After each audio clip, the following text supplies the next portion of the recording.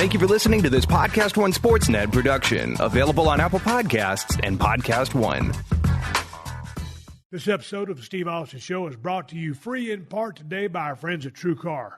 With TrueCar, 60 seconds is all you'll need to get an offer for your car. In the amount of time it takes to floss your teeth, pet your dog, or do a few sit-ups, you can get a true cash offer. Best of all, you can do it from your smartphone or even from your home. Just go to TrueCar and simply enter your license plate number and watch how your car's details pop up. Answer a few questions and you'll get an accurate true cash offer from a local TrueCar certified dealer. It's that easy. After that, you can bring your car in and they'll check it out with you together. You can ask questions and get the answers you need so there's no surprises. Then simply leave with your check or trade in your car for a new ride. So when you're ready to experience a better way to sell or trade in your car, check out TrueCar today. True cash offer, not available in all areas. The following program is a PodcastOne.com production.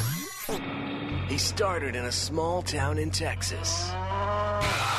Worked his ass off to become one of the most famous wrestlers of all time. We're gonna take care of business tonight, and that's the bottom line. And now he's dominating the world of on-demand audio. And he's doing it for the working man. This is a damn good outlet for me to spew the bullshit off my brain. Yeah! This is Steve Austin Unleashed. All right, everybody, welcome to Steve Austin Show. I am currently out on vacation, recharging batteries, but just because I'm recharging the batteries, we still got business to take care of. In the meantime, we'll be playing some of the most requested Steve Austin Show classics that have been locked away in the archives. I got a great one for you this week, and here's my producer, Sean, to tell you all about it. All right, let's get into it. Thank you, Steve. It's time for another classic episode of the Steve Austin Show. Today, we're having Dixie Carter as the guest, episodes number 215 and 217. Original air dates May 5th, 2015 and May 12th, 2015. We're going to combine the best of both of those episodes into one, and you'll be hearing Steve and Dixie Carter talk about Dixie, who at the time was president of TNA. She is no longer president. Her tenure ended as of August 2016, and she was also currently off television around this time because she took a powerbomb from Bully Ray the year prior. But her and Steve do talk about the genesis of TNA, how Dixie became involved, a lot about the early years of TNA, and kind of how those were very lean when they were in their weekly pay-per-view phase. Also, we get to hear a lot about how Dixie handles her dealings in wrestling as an outsider. She gives some interesting insight into that. So that's coming up in just a second. Right now, it's time for This Day in Steve Austin History. March 21st is the date. Starting off in 1992 in Kansas City, Missouri, Steve Austin wrestled. There are no results. It just says that he was on a card in Kansas City, Missouri. So that's all I got for you. 1995 in Macon, Georgia, at a WCW pro taping, Alex Wright and Johnny V. Bad defeated WCW TV champion Arn Anderson and Steve Austin in a tag team match. Moving over to the WWF in 1998 in Chicago, Illinois, Steve Austin defeated WWF European champion Triple H in a non-title match. He could have had that gold. 1999 in Rochester, New York, Steve Austin and Mankind defeated WWF World Champion The Rock and Kane in a Texas Tornado match. That's all we got today for This Day in Steve Austin History, today being March 21st. I got my information from thehistoryofWWE.com. Coming up in just a bit, another classic episode of The Steve Austin Show with former TNA president Dixie Carter.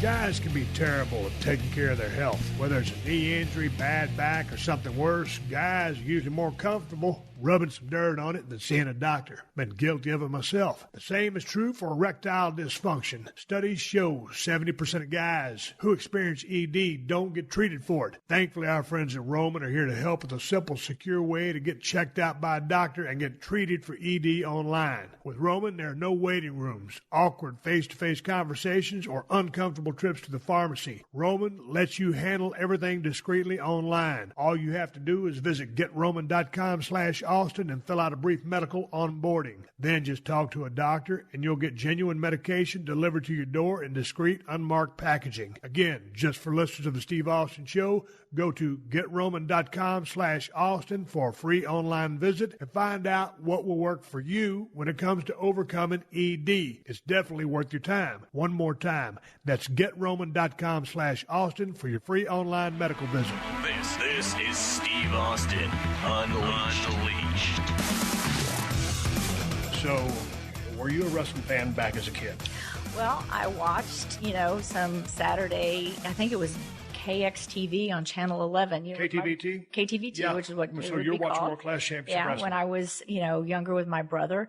And so we watched some, and I was a big Von Erich fan, Everybody was. Everybody was a big And Von Erich fan. people, if you were in Dallas, if you were in Texas, you knew how big of superstars those guys were. It was like you in your heyday. It was. For where we were. And I hate to it's true. talk Just about me, but I'll but say it. man, Don't talk about you. I was in college, and I came in on the backside of when that territory was really hot. But those guys were just the biggest rock stars in the world, and so I would drive down there and didn't have any money, but pay to see the Von Erichs fight the Freebirds. But okay, so you're watching KTVT, you're catching some World Class Championship Wrestling, but were you or were you not a diehard wrestling fan? Was not. No, I mean, we didn't have that much money. We didn't go to wrestling shows and things like that. But I would watch with my brother.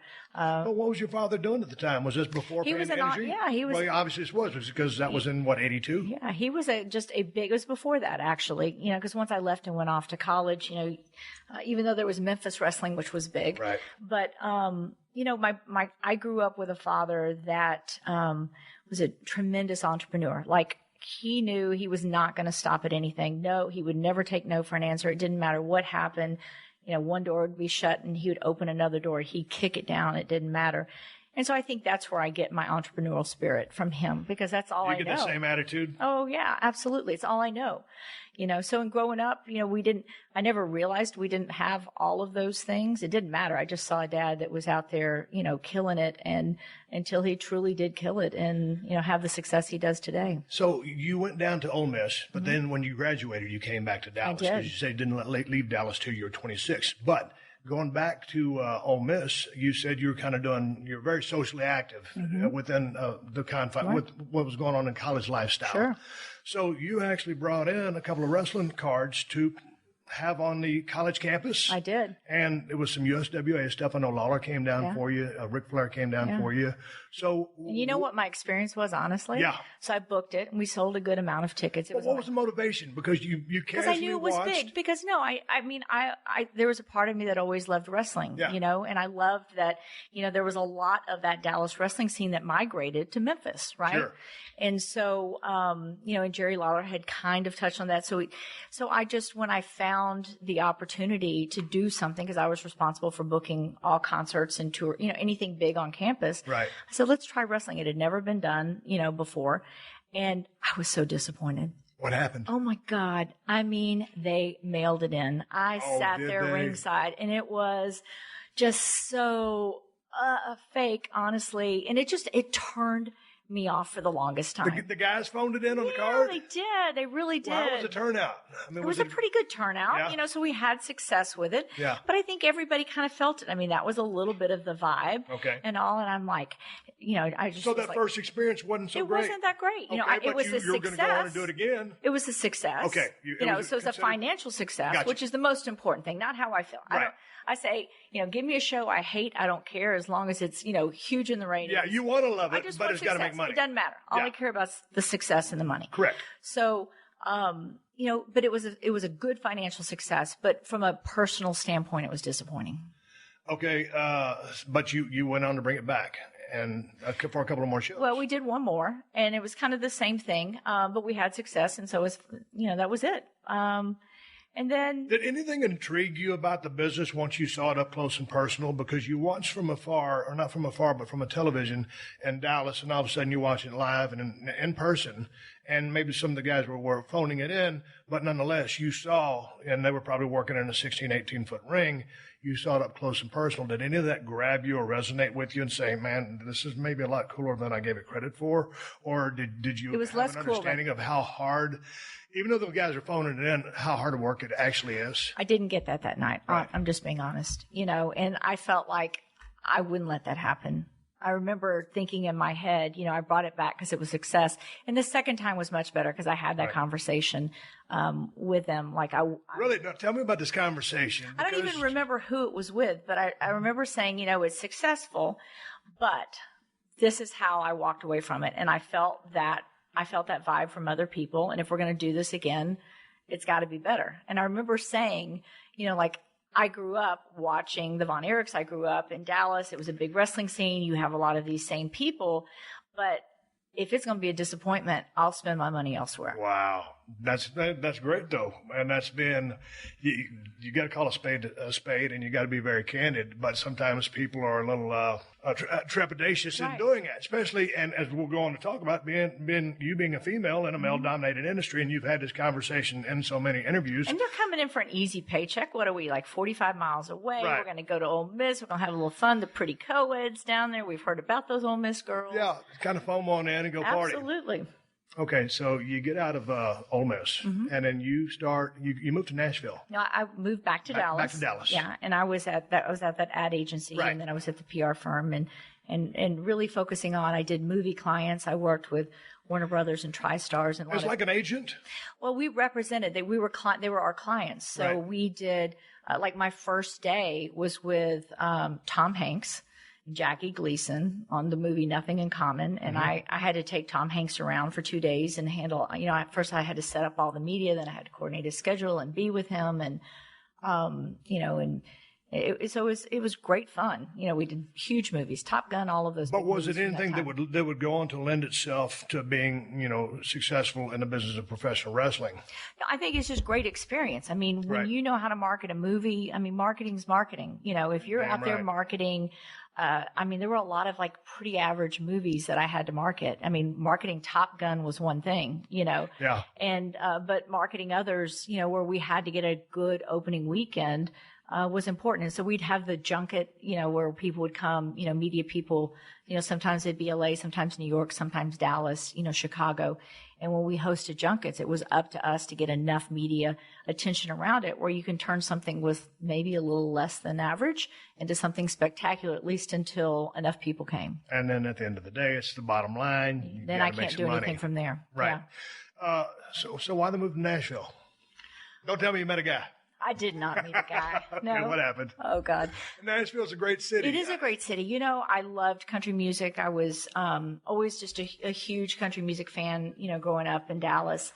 And did you see the George Strait concert, the final one there in Dallas at Cowboy Stadium, whatever it is? I got a chance to go to that. Oh, did you? You have to be a George Strait fan. God, I married George Strait, but George. He's fantastic. He's a great guy. I didn't really get to work with him. I've met him. Who's some of your favorite country acts?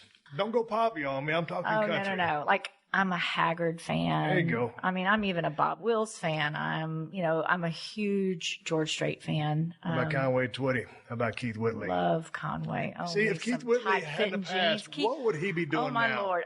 I know all the stories of like those last few days with him and people who were with him. What was going on with him? Oh, and Dixie, the word on the street was Lori Morgan made him drink himself to death. Look, nobody makes you do anything. Exactly. I'm sorry. Tanya Tucker was with Glenn Campbell. Right. He was doing drugs. She had never done drugs a day in her life. What happened with Keith? I think he was just in a really bad shape. And just like when you do any drugs or when you drink too much on any given night, you don't know what will happen. And that's exactly what happened with him. He just, it was just one bad day. And that's all it takes, one bad time. Yeah. But, he was just an incredible talent. He was a very deep talent. I think you hear it when his rich voice. It's so funny you said Keith Whitley. I sat there picking my kids up from school the other day, listening to Keith Whitley in the car. And I was just going, oh, my God, what could he have been? Yeah. So you ended up in Nashville. Yep. And repping these country acts. Yeah. And then, what is it? Is it 2002? No, I was there. I did that probably 7, 8, 9 years before I got involved with wrestling. Okay. I was, I had an incredibly successful business.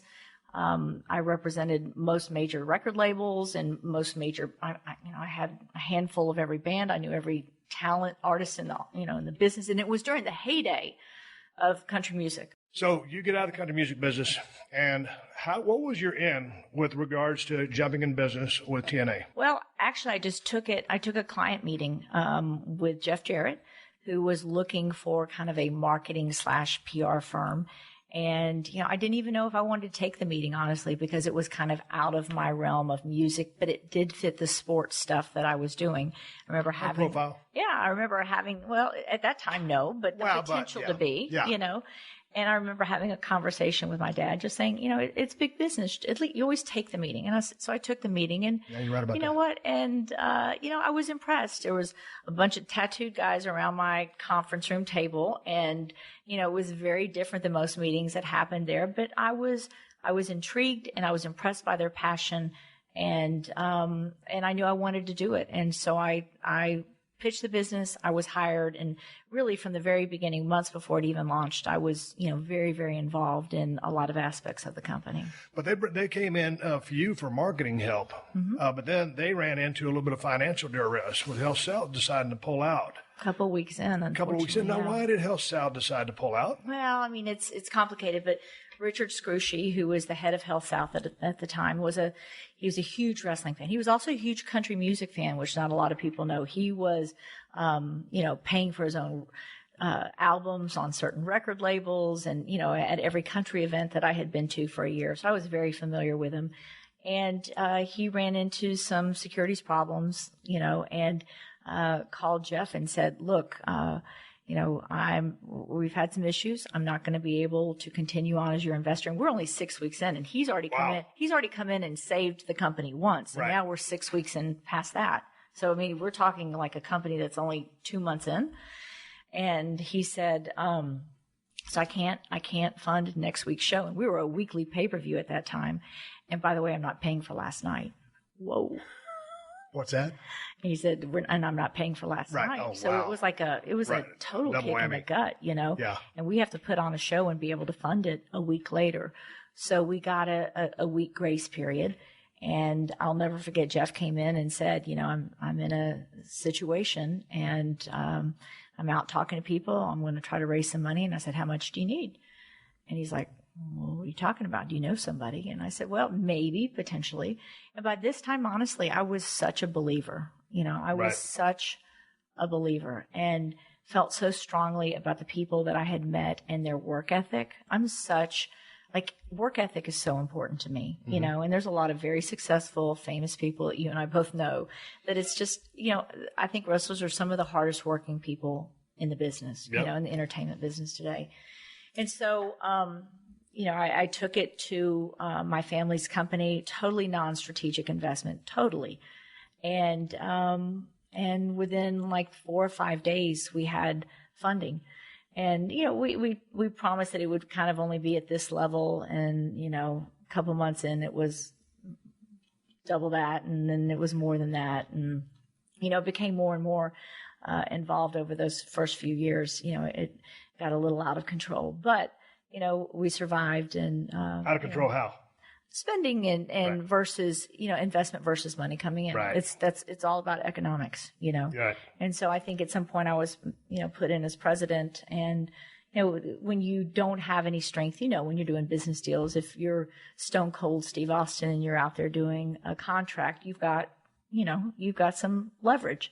And if you were yourself back in Dallas, in the day, not so much. You're going to work for $40, I think, or whatever. I saw that you might have worked one night, So there were a lot of deals that we had to fix and have had to deal with through the years that we've just continued to make better. And I think, it's a real testament, because I've read our obituary or heard our obituary for, 12 years. Right. And I'm really proud of how far we've come. Now you got to bring me up to speed, or tell the story about how you've got a college degree in business, successful marketing and country music, promotion, all that stuff, a lot of background. But now all of a sudden you're jumping into, the top of the chain of running a professional wrestling company. And when I got into business, I started out, and I first tried to learn how to wrestle. It's kind of 101. You're just learning the mechanics. How do you do these moves, have a match? And then you go from 101 to 201, which is adding in a little psychology. Why, what, when, where you do things. And then 3, you come up with the gimmick. And maybe that was the first thing you came up with, but it's a process. And finally, after 7.5 years, I put all this together and was able to string together the career that I ended up having, with a lot of, luck along the way, some flukes, a few breaks, and it turned into what it turned into. All of a sudden, you have all the background that you have, and obviously you're very intelligent, but now you're jumping into a whole different kind of business, and it's a business nonetheless, as you stated before we started rolling sound, and we'll talk about that. But man, all of a sudden you're jumping into running a wrestling company, and it's like no other business in the world. Am I right? Tell me about the learning process for you, because here, let me draw this for you and let you run with this. I can go out in front of a crowd and do something wrong and lose the crowd, and the bottom falls out, and we go home, and it is what it is. You can go into a business meeting, make a bad decision, and it might cost you a couple $1 million. So what's the learning curve of doing what you had to do? Because pardon my French, this is my family-friendly show, and I have a lady in front of me, but there's a lot of bullshit. And out here in Hollywood and in the business of pro wrestling, I can smell it from a mile away now. Not so much when I got into business. How has been the process for you? Well, I think I smelled it right from the beginning, but when you're dealing with the people you're dealing with, I had respect from the business. That's the most important thing. From the very beginning, I had respect for the people who had experience in this business that I did not. But you had respect for these people, but did you trust them yet? Because they're so savvy, and Dixie, there's so many snakes. I'm not saying that the people there were snakes, but when you get in these waters, it's shark-infested waters, and sometimes when you jump into something that you promoted a few times and you watched when you was growing up, now you're in the middle of running it. The psychology of what's going on in the ring, who's drawn, who's not, learning the scale of pay, right. All of this. Take me through this, because, this is a hell of a journey you went through. There was a lot of learning in those first 2 years. It was a 7-day-a-week experience when I was not running the company, but was intricately involved with keeping it afloat, finding funding, doing new pay-per-view deals, getting a television deal, creating things within the company to keep us going and start having some positive momentum. And this is all new to you, because, you've never gone to a meeting and negotiated the things you do. No, but you know what? I'm a salesperson. So, I would, right. We needed a place. I said, let's go to Universal Studios. And I called and got the meeting and, went down there and pitched it and walked away with a great partner who to this day is still a partner of ours. And so I think that's where I could put together I could go into a blue chip corporate company and understand what they were looking for and put a professional proposal in front of them that right. had strategies and tactics and how we were going to make money in the whole thing. And that was successful. We made some very great partnerships early along the way, to have gotten, Spike TV. That was through I don't think people even know this, through one of my business contacts, my music business contacts, who was very close to Spike when WWE was on. And when WWE left and went to USA, I called the chairman of the board of MCA Records, and I said, I need you to make a call for me.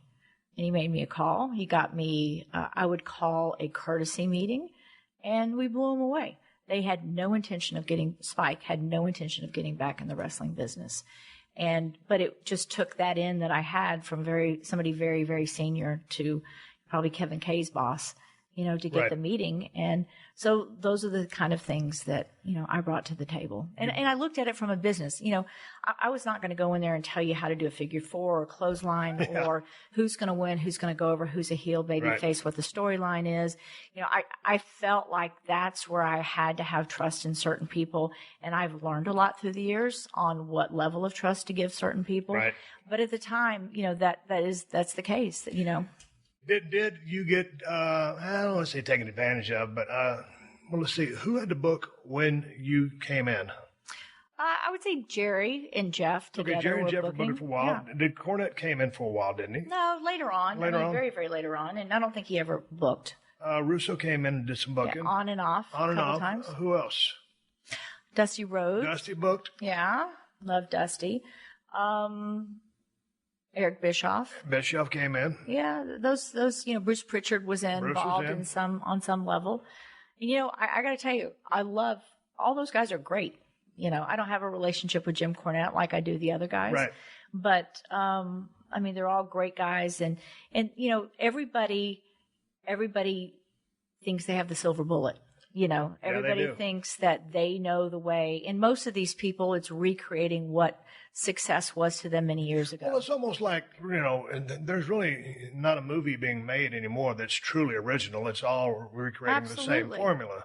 Somebody comes out, they get in trouble, where you fall in love with them or you like them, then they get in trouble, and the odds are against them. They overcome them, and then there's the end. Right. I mean, it's the same thing with the wrestling. But if you're going to recreate history, you better be prepared to do it better. Right. So with naming the people that, we just named, those people that had the book, and all of them kind of had their own style of booking. How did you micromanage or watch over that, and then finally have the wherewithal and to say, you know what, whichever person it might have been, this isn't the direction I think we need to go, after you became seasoned and knew what the product was that you had envisioned? Sometimes it was leadership style and how things were handled or done. I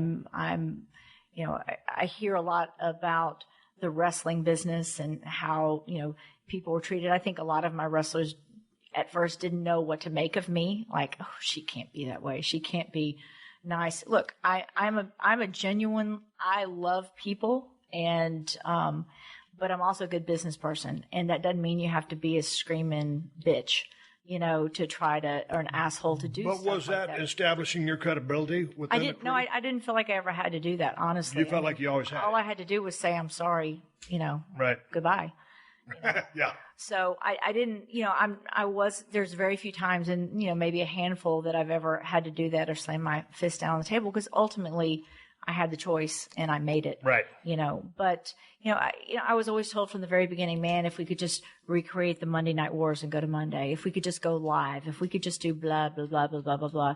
And the thing is, the television business has changed so much in the last 10 years, much less the last 24 to 12 months, And explain his changes to me. Well, what, short attention span theater? What? No. I think back when WCW and WWF were in the Monday Night Wars, right, there were how many stations out there? 20% of the stations that maybe when we attempted to do that, there was, so people literally, and I think a lot of people look back and say a lot of the same people were going back and forth on the ratings. There weren't necessarily 12 million people watching. There may have been 8 or 9, but there was a lot of back and forth on the ratings. Right. And you had to choose. By the time we did Monday Night Wars, you could watch Raw live and choose to DVR our show and watch it or not. And so, DVR has changed everything. +3s. You're dealing with it in your shows, I'm sure. Absolutely. +3s, +7s. Yes. All of that. The whole way that we monitor, and I welcome it with open arms. Explain +3 to the people that are listening to this show. Because I was under here and I say +3, like, hey, what the hell are you talking about? I think honestly, one of the most antiquated systems in entertainment today are the Nielsen ratings. I think you can lose 2 people, 3 people in Houston, and it looks like 20,000 people have left, your viewing audience. So one day there's going to be very, very soon, I believe, there's going to be technology that truly does, and it's already starting to be there, capture who's watching what. I think that's going to benefit us, number one. But +3s are, they do an overnight rating. And then there is a +3 rating that all the people who would DVR it and watch it within 3 days. Right. Now, 4 years ago, 3 years ago, our numbers on Spike were, we were still the highest DVR'd show on Spike, and maybe 10, 12, 15%. Our numbers could be up to 40% now. I mean, like huge growth. Right. And no one reports on the +3s, right. Right. How long did it take you to have an understanding of the pay grade and what talent was worth and what they were not worth? I'll tell you a little story. When I first came to WWF a long time ago, and it was one of the first times I was doing like a skit or something like that, a Jeep Grand Cherokee with Vince McMahon, and we're going to go through some private park and do something with a championship belt. And there was no one there to open the gate. It was chained shut. There was a gap, a swinging gate. And so, finally, it was uncomfortable silence because I didn't really know Vince and he didn't really know me. I was just getting real hot as a talent. And just for some reason, he goes, Steve, and he just said this. He goes, Steve, as a promoter, you never want a talent to know what they're really worth. And there was a real awkward silence after that for obvious reasons. And that's not an old promoter's trick, but I mean, that's in any business, you always want to pay someone as little as you can to keep them happy, and then you give them raises accordingly to keep them happy. But at some point, you've got to understand the game. You come from all the backgrounds you've come from, and now you're in a position you are that you're dictating dollars. How long did that process take for you to come up to speed with who was worth what? And because you don't want to pay a guy too much, and certain guys are going to hold you over barrel because of the name. Well, I think a lot of that happened early on, and I think we ran into a lot of debt over that. You can only pay as much as you're bringing in, period. Period, exclamation point. And if you don't have outside funding and you're investing your own dollars back in, it's a really simple, basic business formula. And to be honest with you, I think all my guys are worth more than I pay all of them. I wish I paid everybody more. I wish that, I have a dream that I would love there to be some real true incentive as we grow. And that's what I want to move towards as we grow. Everybody participates, and on a level that's not been done before in wrestling, to stay in business and to, have the dollars that it takes to invest back in it, and to be in business 12 years later after you've read heard your eulogy, hundreds of times. You keep bringing this up. You have a chip on your shoulder about this? No, not at all. Not at all. But I think I'm proud. Right. I absolutely don't have a chip. I'm very proud. I'm very proud of the fact that we've had the success that we've had despite the fact so few believed in us. But what I'm proud of is that there's been enough fans out there worldwide who have helped us get to this point. And we've had to make difficult decisions. I would love to, have not had to make some of the decisions I've made through the years, but I want to be in business. With respect to letting people go? With respect to a lot of things, but in talent in particular. Talent's hard for me. I mean, I care about people. I mean, that's just the truth. Bad, good, and different. Right. It doesn't matter. And it's hard to say sayonara, see you later, and that doesn't happen. That doesn't happen with me. And the interesting thing is, some of the ones that I've heard the most negative stuff about have been the ones that either I was the closest to or had done the most for. And so you have to move on beyond that. You can't let that change how you feel about people. I totally believe that. I want backstage to be. I only know my backstage. I've never been to anybody else's backstage. I want my backstage to be a happy place. I want families to be there, wives, if their kids are there, they're throwing the football backstage. I feel like if you're happy personally, then you're going to be happy showing up to work. Well, how often are you guys TV taping right now? It just depends. Like sometimes it's once a month, sometimes it's every 6 weeks, but we're doing. But is it an organized process? Because down in the latter days of WCW, and it was during the Monday Night Wars, and then we started finally after 2 years beating WCW, and then Nitro just was kind of just self-destructing. There were so many problems backstage and real late booking. I mean, they weren't getting the show until literally they were on the air. So what is it like we're backstage? We're totally different. I mean, literally. I mean, we're writing the shows, farther in advance than we ever had. My problem, as a marketing person, my problem throughout the whole time is how closely the creative was kept to the vest, and how it was, you react to it. Well, how the hell are you supposed to market a company and grow a new audience base if you're reacting to stuff that's happening at the last minute? So I feel like we're finally in a position, John Gabork is in as our head of television and talent relations. And you know what? In my estimation, he gets what it takes for us to market. You can't sit there and point the finger, we don't have enough marketing, that's why ratings aren't there, if I don't have anything to market, Right. And so I feel like, for the first time, I mean, we're working, we just had a big creative summit. We're working a quarter, 2 quarters, 3 quarters out, and we have those, have that kind of information. So I think that that's important. Question. Yeah. Was trying to go head to head on Monday night with WWE not a great idea? The reason it was a great idea is because it told everybody that was not the silver bullet. I'll go back to that. It told everybody who would say that's all it will take for us to succeed if we can just do that. And I kept saying, it's not that simple. Things have changed, but you can't tell the people that you put in that position until you actually do it. Now, the good thing is that we've had a very loyal audience. I mean, it started off on Saturday nights, gone from late Saturday nights, earlier, late Thursdays, 2 hours, 1 hour, Monday, back, Wednesdays, Thursdays, with zero advertising support directing people to the different nights. And we've always grown our audience back. I mean, the Monday night took us, 8 weeks to kind of get back up to the levels, but what a what a great thing to say your audience in such short order would be back, you know. When you go to do an, TNA live, and then all of a sudden, hey, you get the word, we ain't doing this live no more. Is that a defeat? Is that a lesson learned? It was, hey, we were ambitious. How do you take that? Look, my philosophy and what I tell everybody is I'd rather you swing for the fences and not get it over the fence than not try. We're nimble, we're quick, we can recover. That's our strategic, that's where we have an advantage. Right. And if you don't want to swing for the fences and try something new and try to distinguish ourselves, part of the problem is I felt like I had to allow the same people who were just saying we absolutely have to do this. You know what? I'm not going to stand in the way. I got it done. I talked our network into supporting us in doing that. It was great. But it didn't work. And I don't look at that as a defeat. I look at it as that didn't work. Now what are we going to do?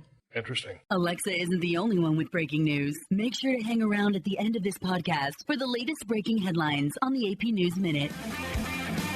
Hello, guys. It's MMA fighter Chael Sonnen. Check out my podcast, You're Welcome, with Chael Sonnen every Wednesday and Friday right here at PodcastOne. We cover the latest in mixed martial arts and everything else going on in the world of sport. Listen free to You're Welcome with Chael Sonnen, exclusively available at PodcastOne.com and on the Podcast One app. If you love the show, share it with a friend and leave us a rating and review.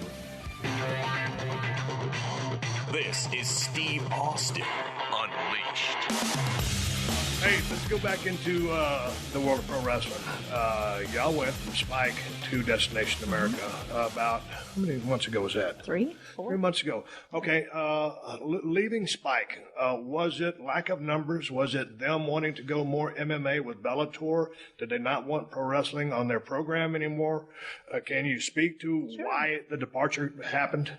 I think that, we had an amazing run with them. You did. I can't even begin to say enough great things about Kevin Kay, who I love dearly, who runs that network, and Scott Fishman, our executive in charge, and that whole group. But, it was a long run. We had a lot of success for them. And, I wanted, even though I think we brought, we were the number one rated show for most of the years that we were there, their whole goal was, how do we find another hit? How do we find another hit? And, we need somebody to figure out how to make this hit bigger, and they were going more scripted, which is exciting. Kevin's got some incredible things going on. He's got a big hit on his hands right now with his lip sync show, which I love. And that has hit, hasn't it? It has big. I love it. Been a real surprise to me. I don't really watch TV, but I saw some of the gimmicks. I saw the whatever things on YouTube ball and all that stuff. But it's hot. It is. It's I'll give them credit for it. So anyway, but I love that. But you know what? I'm building a brand, and I found that having the number one show on a major network is not. Again, I always go back to the silver bullet. It's not the given thing. And so we've been the number one show, major network.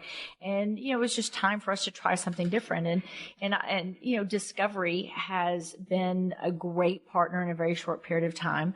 People look at our numbers and they're saying, they're not doing anywhere close to Spike. Well, first of all, it was a conscious decision. I talked to the talent, they wanted to be someplace that, where they felt like there was going to be more of an investment in our brand and growing us, et cetera.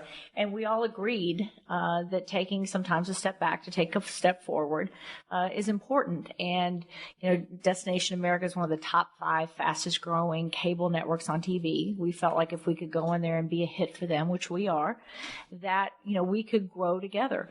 And the Discovery family has been fantastic in supporting us. I think, we've probably gotten more support and marketing dollars and just overall, not just domestically, but globally in the first, couple of months than we've ever had in our in our company's history. And, it's a global deal, and so we've already launched, I think, in Benelux and Norway and Sweden and Germany and, a handful of other markets and there's going to be more announced. And, so there's success there as well. And they've been fantastic marketing partners. And the difference is, they're a one feed network where Spike had two. And so our ratings would be combined. And so the truth is that we have an East Coast feed and we have a West Coast feed. So when you combine those and all the replays that we have, which we've never had before, considering the market's, the network's 40% less, I think we're doing an outstanding job. And people never report on our plus threes. They have no idea that sometimes we get upwards of 20, 30, 40+% increases on plus threes, which are huge plus three numbers. They count. And they do count. Yeah. That's all they're reporting.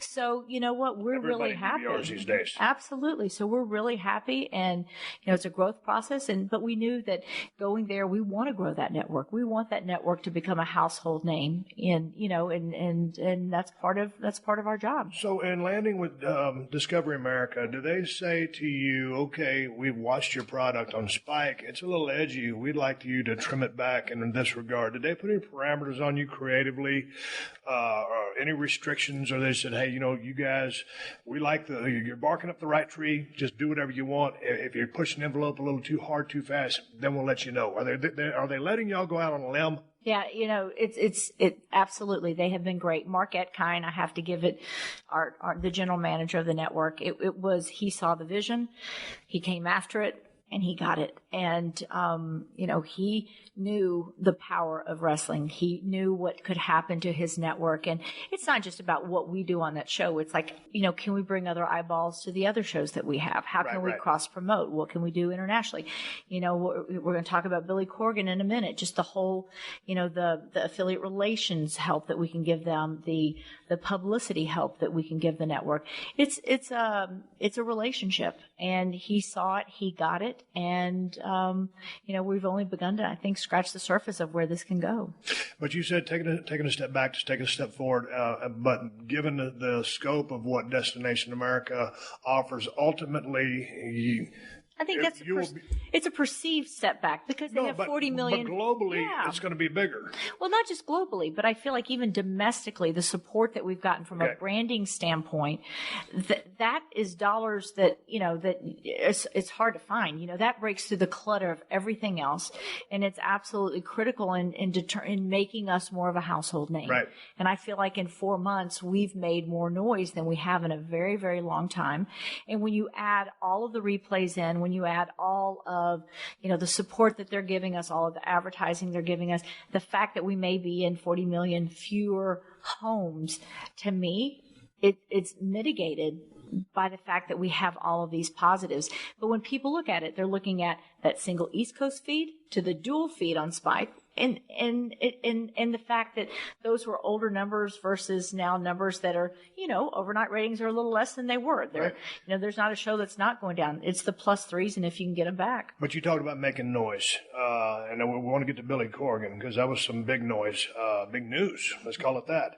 But with respect to noise, are you making enough noise, or do you consider WWE the competition? Of course, I consider anything in entertainment competition. I think it's ludicrous to look at us as any company and not call us competition, especially when we're in the same genre. I think it's foolish and ridiculous and not true. But the truth of the matter is everything's competition. When you're competing for movie dollars, true statement. When you're competing for people who are going to the NASCAR track, or they're going, when anything they're doing, Ringling Brothers, those are dollars that they're either going to spend with you or they're going to spend with somebody else. That discretionary income is what we're all going after. Okay, that being said, how in tune do you stay with WWE's product? From a creative perspective, there are people within our company that watch it. I watch more of their business moves. That's where my focus is the business moves that are being made. And there are people, I'm sure, watching more closely their creative moves. Just like I know our creative moves are being watched because I see a lot of them turn up on the show, so, that's the quid pro quo. And I think, hey, that's what competition's all about.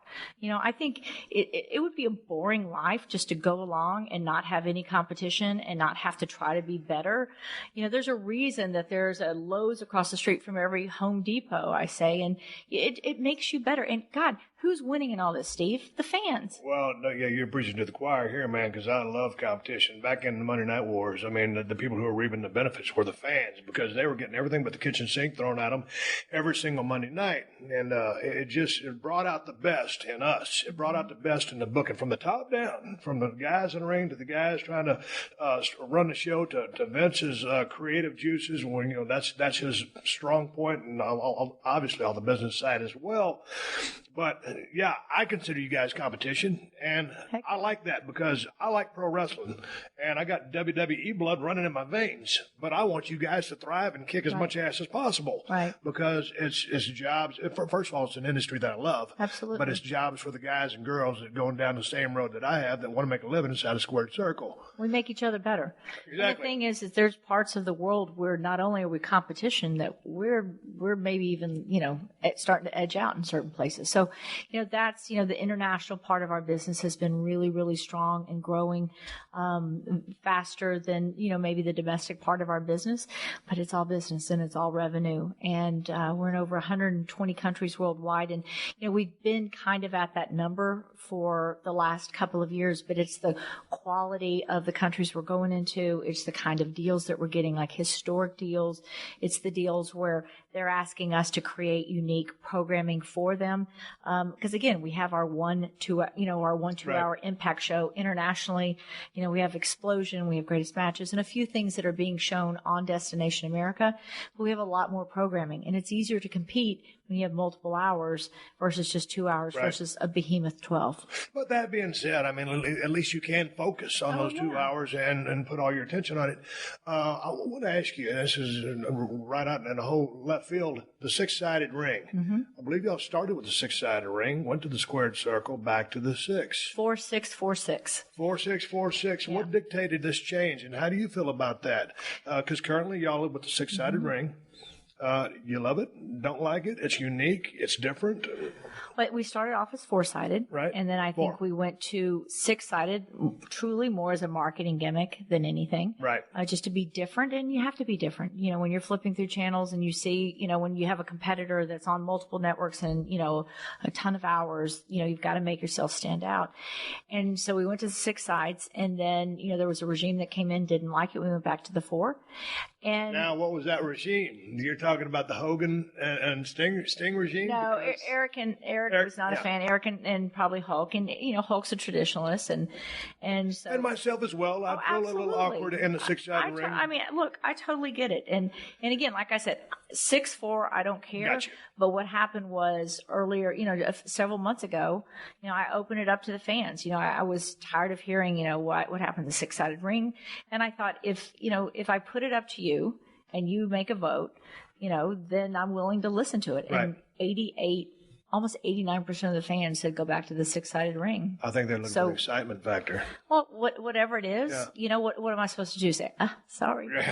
No, I mean, so they spoke, and to me it was a mandate, and I want to listen to them because. Now, was that the TV crowd, or was that the IWC? No, it was just online. It was you could vote on Twitter. We had all these different ways you could set up to vote, and we got it out there, and people could have their voice be heard. How much does this business consume you? You've got 2 kids. You said you picked them at school the other day. Yeah, I have an 8-year-old and a 10-year-old. 8-year-old and 10-year-old, and then you're running this company. Is there ever any time that this business is not on your mind? Because it is what it is. It's a big ass business. Yeah. No, I mean, is there a time when you're thinking about something else? No, I always say is it what you thought it was going to be when you decided to get in 2002? It's so much better. I love it. I mean, I am in love with professional wrestling. And I'll tell you, I'm so proud of the words professional wrestling that, and I think when people look at me and my background or whatever, or when I walk into a business meeting, they may not put me and professional wrestling kind of together. And I love that part of it. Right. I think that I've never met kinder people I've never met more hardworking people. And I think what we do is tell stories at its finest, good guys versus bad guys. It's, it's Lone Ranger. It's all the stuff you and I grew up on. It's just for centuries it's been around. And I hope that we're part of, keeping it competitive and exciting for many more decades.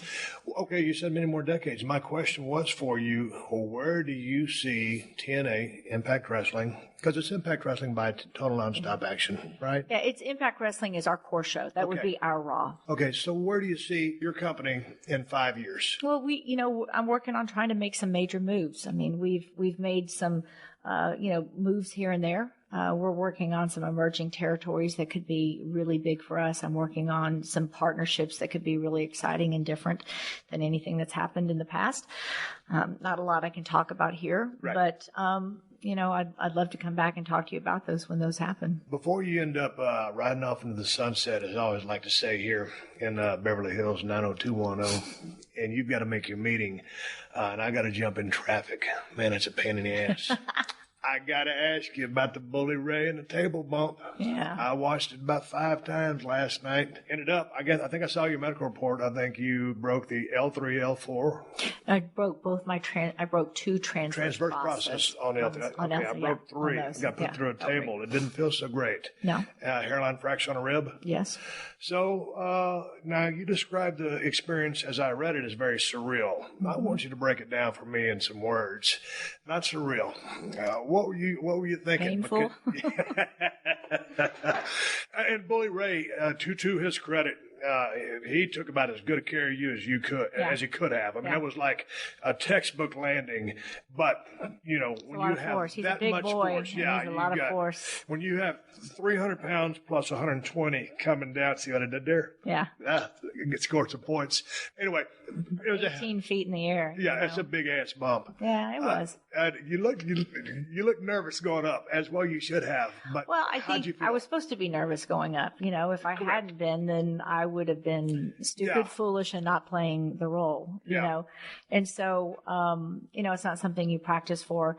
It was more of a commitment than anything else, and I felt like it was my one chance to tell my roster and the fans that have been with us that, look, I respect what you do, and I can't do what you do, but if this helps just this one time, it was more for that than anything else. Now, you did a great job when you came down. You were selling that bump, but as I was watching it, I was like, man, for a shoot, this chick's hurt. And so you were. You want to know the real story? Yes. Okay, so the real story is that, so I fold in half, and I could tell something's terribly wrong. So if you watch, and when I watch back and I get sick, I'm trying to straighten my body up because I can't breathe.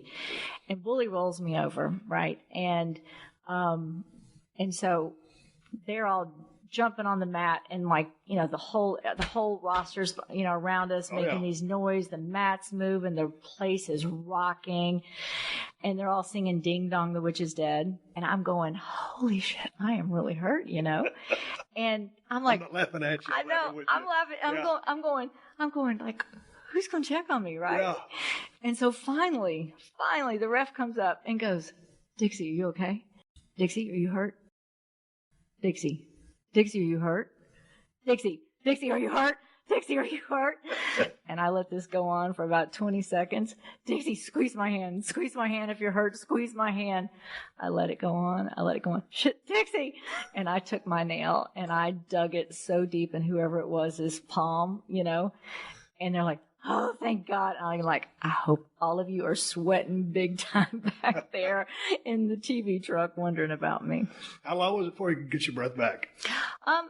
I was okay. I knew I was hurt that night, but I was, I got off the gurney. I knew it was bad.